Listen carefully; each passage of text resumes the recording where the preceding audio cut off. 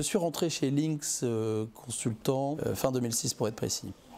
Après une première expérience dans l'accompagnement des créateurs d'entreprises dans les services à la personne. Je suis rentré chez Lynx en tant que chargé de marché public, puis j'ai évolué au sein du groupe où j'ai pris des responsabilités en tant que responsable développement marketing. Aujourd'hui, je m'occupe du réseau et l'animation du réseau de consultants.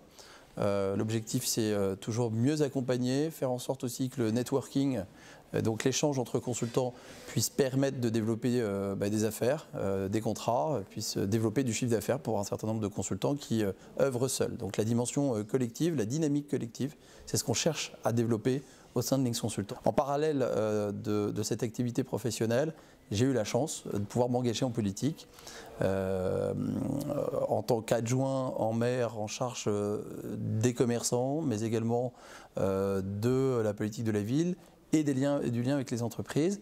Et j'étais premier adjoint en 2014 et grâce à la loi, en application de la loi sur le non-cumul des mandats, je suis devenu maire du 17e arrondissement le 11 juillet dernier. C'est un honneur. J'ai toujours eu cet engagement en parallèle de ma vie professionnelle. Certains vont à la chasse, certains vont au golf, certains sont sur les terrains de sport le week-end, j'y suis aussi, mais moi j'avais une passion, c'était de faire de la politique, c'était de servir mes concitoyens, mes administrés, et j'ai la chance donc aujourd'hui d'être le maire d'une ville de 172 000 habitants en plein Paris.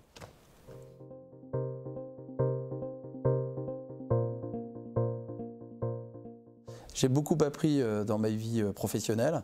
J'ai eu la chance de pouvoir toucher à beaucoup de domaines. Je vous parlais du développement commercial, du marketing, mais également de la gestion des hommes, du management. Et ce sont, je dirais, ce que j'ai appris en entreprise, mais très très utile au quotidien. Cette notion d'efficacité, le fait aussi de travailler dans une PME, dans une équipe à taille réduite, humaine, moi c'est quelque chose qui m'a toujours plu. Je ne me voyais pas travailler dans des grands groupes. Et quand vous travaillez en politique, vous travaillez évidemment pour 172 000 habitants, mais vous travaillez aussi avec une équipe au quotidien, un cabinet qui travaille pour vous et qui ressemble un peu à une PME. Donc j'ai l'impression là, depuis un mois et demi, d'être dans une PME que je suis en train de monter avec des objectifs, avec une stratégie, avec un budget. Voilà, autant d'éléments qu'on retrouve dans la vie d'une entreprise.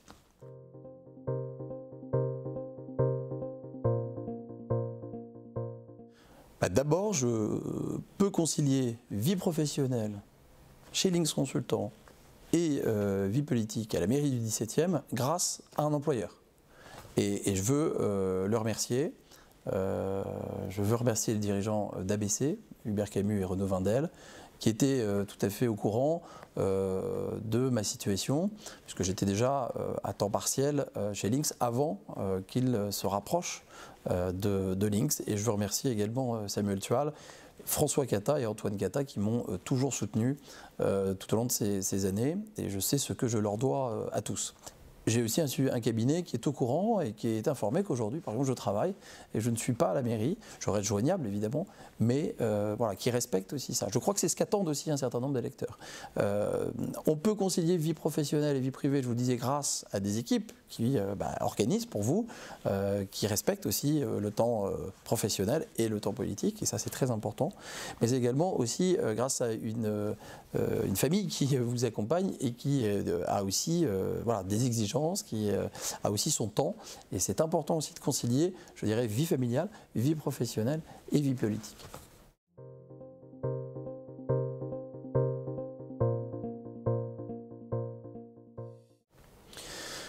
Alors je ne vais pas vous faire une longue analyse, etc. Ce que je vois, c'est que avec l'expérience que j'ai d'accompagnement de personnes indépendantes, autonomes, qui veulent lancer leur activité dans le domaine du conseil, dans le domaine de la formation, dans le domaine de la prestation de services intellectuels, je me rends compte qu'aujourd'hui, cette culture, elle est en train d'émerger en France.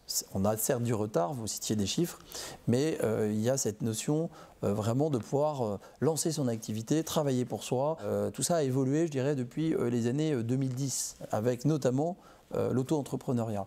Mais ce qu'on voit aussi apparaître aujourd'hui, c'est le portage salarial. C'est une nouvelle forme d'emploi qui était déjà en place à la fin des années 90, qui n'avait pas bénéficié de la réglementation qui permettait de l'asseoir au niveau des institutions et qui permettait à des institutions de la promouvoir, l'enjeu est là.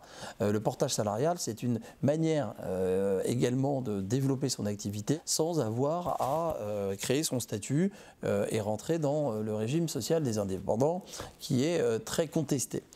L'avantage du portage salarial, c'est que vous êtes salarié, mais vous gardez cette autonomie et vous avez en plus, ce que n'ont pas les auto-entrepreneurs, ce pool de services qui vous est mis à disposition des sociétés de portage salarial, comme Lynx par exemple, et qui vous permet de préparer vos futures missions, de bénéficier de conseils pour bien négocier votre contrat de prestation, qui permet de travailler, je vous le disais, avec d'autres, pour gagner des marchés plus importants et passer ainsi des stades de développement. Voilà, autant d'éléments qu'on ne retrouvera pas dans un statut d'auto-entrepreneur. Donc les nouvelles formes d'emploi, elles se développent en France et on va rattraper, je pense, et je suis assez confiant là-dessus.